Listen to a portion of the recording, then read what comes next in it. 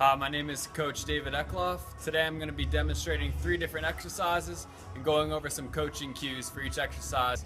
The 3 exercises we're going to go over today are the front squat, the bench press, and the RDL.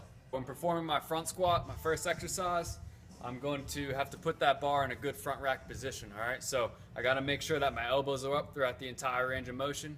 I'm going to have my hands set on the bar with a couple fingers comfortably so I can get that in that right position. Hands are going to be right outside the shoulders.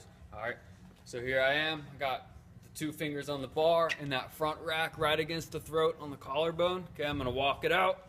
Couple steps. Alright, as I descend into my front squat, I want to make sure that I'm keeping my elbows high, and as I come down, my knees are pushing outwards. Okay, I'm keeping full foot contact, getting a good brace, and driving that weight up. Alright, so good brace. Elbows stay tall the entire time. Driving out, knees coming out at the bottom. Good brace.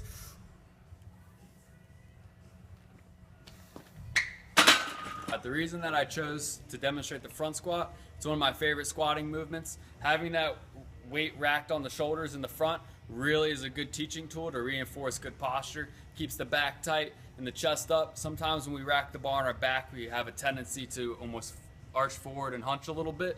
But with the bar racked in front, it really forces us into that good position. Alright, another reason why I like the front squat is because if we're going to end up teaching Olympic movements and teaching the clean, we need to be able to front squat before we get to those movements. So if you can't front squat, you're not going to be good at cleaning.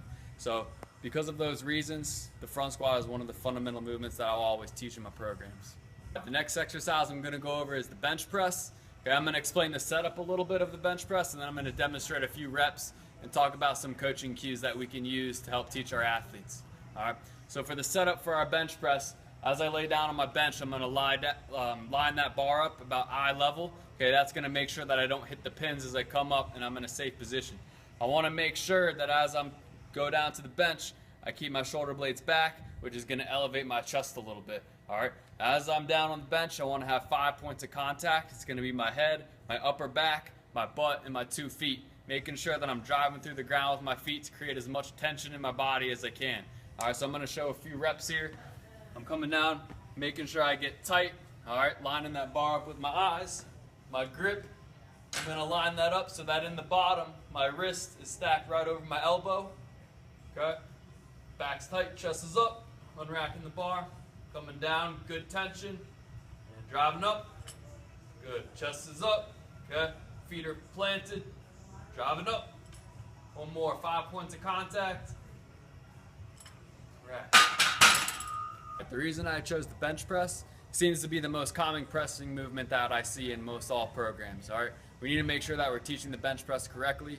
Almost all athletes are going to do it, and so it can be a very dangerous movement if we're not doing it correctly. It can put the shoulder in compromising positions, and that's something that we need to avoid, and the way to do that is to make sure that our athletes are cued correctly and know how to protect their shoulders, keeping their back tight and chest up in order to prevent those injuries. The last exercise I'm going to demonstrate and talk us through a little bit is the Romanian deadlift, the RDL. I'm going to explain the setup a little bit before we get to the bar. Alright, so as I'm setting up for my RDL, I want to make sure that my feet are right underneath my hips, kind of a narrow stance here. Alright, now during this movement, I want to make sure that all the movement's coming from my hips. Okay, it's a hip hinge. So my knees aren't moving too much, knees stay back. They are going to be a little bit bent, but the movement is here as I bring my chest forward, reaching my butt back as far as I can. Alright, when I perform this movement with the bar, I'm going to go feel that stretch in my hamstrings, making sure those knees are back. I'm going to try to descent to about mid-shin here if my hamstrings will let me, and then pull myself back up, squeezing my butt at the top. Alright, so with the bar, it's going to look like this, okay? Starting at the top at the hip, okay, pushing my butt back, slight knee bend.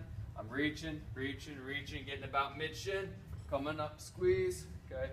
We'll get another one here. Reach, back is flat and tight, coming up, squeeze. Okay, one more. Reach in, coming up. Good, keeping that bar close. Go. I chose the RDL because I think it's a very good exercise for teaching how to hip hinge. Alright, a lot of athletes have trouble with that movement. So the RDL, it's great. It provides a lot of eccentric force to the hamstrings, which has shown that training the hamstrings essentially can prevent a lot of knee injuries. So that's one reason I like to do it.